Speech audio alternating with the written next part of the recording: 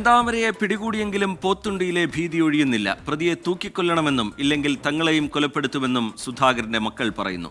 ആശ്വാസം തോന്നുന്നില്ല എന്നായിരുന്നു ചെന്താമര ഭീഷണിപ്പെടുത്തിയ അയൽവാസി പുഷ്പയുടെ പ്രതികരണം.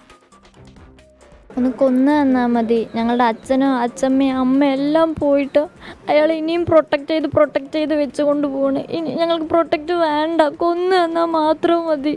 വയ്യ ഞങ്ങൾക്ക് എല്ലാം കയറിയിട്ട് എന്താ പറഞ്ഞു, ഞാൻ അങ്ങനെ ഒന്നും ചെയ്യില്ല സാറേ. അങ്ങനെയാണെങ്കിൽ അച്ഛമ്മനെ എന്തിനാ കൊന്ന? ഭീതി ഒഴിയുന്നില്ല സുധാകരന്റെ ഈ രണ്ട് പെൺകുട്ടികൾക്ക്. കുടുംബത്തിലെ 3 പേരെ ഇല്ലാതാക്കിയ ചെന്താമരയെ തൂക്കിലേറ്റണമെന്ന് ഇവർ പറയുന്നു. തന്റെ കുടുംബം ശിഥിലീകരിച്ചതിന് പിന്നിൽ സുധാകരന്റെ കുടുംബമാണെന്ന വൈരാഗ്യമാണ് 3 ജീവനുകൾ അപഹരിക്കുന്നതിലേക്ക് ചെന്താമരയെ നയിച്ചത്. മുൻപ് അധ്യാപികയായി ജോലി ചെയ്തിരുന്ന ചെന്താമരയുടെ ഭാര്യയെ പോത്തുണ്ടിയിലെ സ്കൂൾ മുതൽ വീടുവരെ ചെന്താമര മർദ്ദിച്ചിട്ടുണ്ട്. ഒടുവിൽ കഴുത്തിൽ കത്തിവെച്ച് കൊലപ്പെടുത്താൻ ശ്രമിച്ചതോടെ ചെന്താമരയോട് പിണങ്ങി ഭാര്യയും മകളും പോയി. ഇതിന് കാരണം സുധാകരന്റെ ഭാര്യ സജിതയെന്ന് ചെന്താമര കരുതി. അങ്ങനെ 2019 സുധാകരന്റെ ഭാര്യ സജിതയെ കൊലപ്പെടുത്തി. ജയിലിൽ കിടക്കുമ്പോഴുണ്ടായിരുന്ന അടങ്ങാത്ത പക സുധാകരന്റെയും അമ്മയുടെയും ജീവനെടുത്തു.